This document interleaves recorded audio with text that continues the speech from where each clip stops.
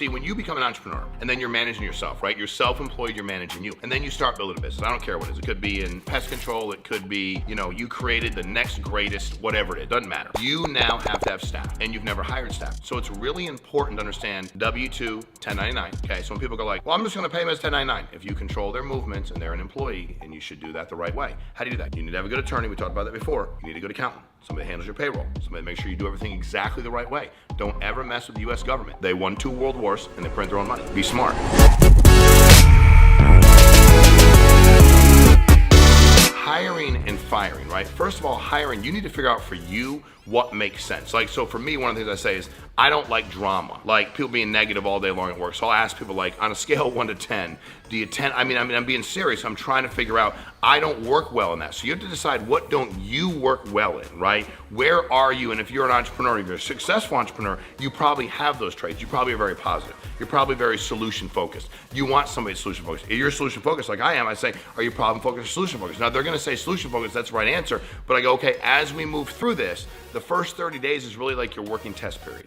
After the first 30 days, we're gonna both decide. Number one, I'm gonna decide if this is a good fit for me and the company, but you also have to decide if this is a good fit for you as an employee. And at the end of 30 days, we're gonna sit down and go over that, because I don't want you to be at a job you're not happy with. And I can't have you at a job you're not effective with when I'm paying you, okay? Now, one of the things that's important is communication. You hire your first staff. Every single week, you should sit down with that person for 30 minutes and talk about what happened that week. They've just started. You should talk about, you should ask a lot of questions. You should gather a lot of information, and every week you should feel better or worse about that person's position. If you get to a point in your business where you go, you know what? My gut says I need to fire this person. You're the one that's the employer, you're paying, you probably should. And what I mean by that is you have a reason. I mean, you didn't just wake up one day and go, I want to fire the person. The person shows up late all the time. Man, the person doesn't do their job right. Man, the person was on the phone and offended 14 customers. Whatever it happens to be, and you should articulate all that. And I'm also big on taking copious notes and documenting everything. That makes it easy. And by the way, the struggle for a lot of people is you don't talk to somebody when there's a problem. You wait 30, 45, 78 days, and you sit them down and go, it's not working.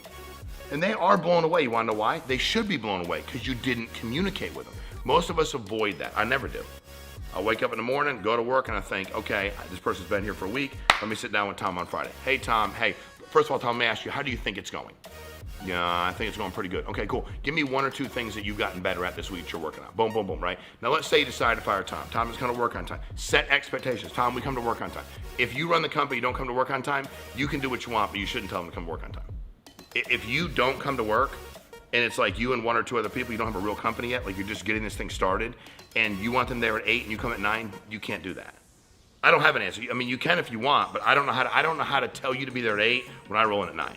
So I've never done that. I was the first one. My buddy said to me, he said, my dad's a very successful businessman. He said, you have to be the first one of the office, first one of the office, or the last one to leave, preferably both.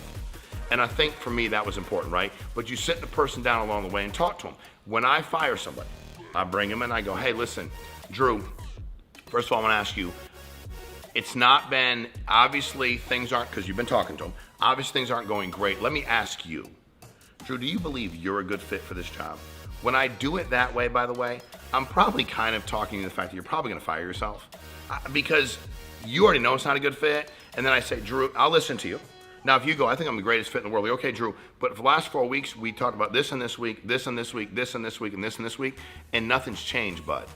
And I keep talking about it, and that's not gonna be a good fit for me. If you think it's a good fit, I'm not concerned for you, I'm okay, but I can't continue to employ you. When I hired you, I said you had to come, and again, structure and short-term goals give people a sense of urgency. I provide that structure up front.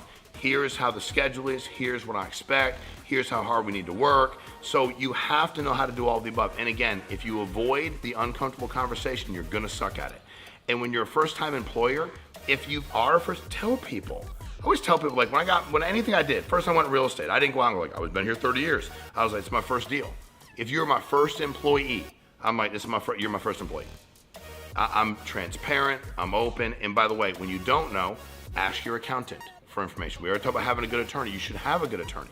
You need a good accountant and a good attorney to be successful in business. You need to hire and fire. You need to know when to do it, and when you feel it, and you know you have to do it quick. And when you find somebody that walks in the door, and you may not have a position for them, but they're really, really good. And you go, man, I already hired one. Some of my best employees ever came in off of like the street or somebody referred them. I had no job for them and I hired them. People are like, what'd you hire him for? I don't know. Meaning not like why, but they're like, what position is he gonna be in? I don't know, I have no idea. But he's too good to let him walk back out the door. And when you find good people, if this helped, I'm gonna teach you how to keep good people, because keeping good people is the key to success. And if you become one of these like minor league teams where you get good people and they quit you and then I find them and I hire them, then you help me but doesn't help you.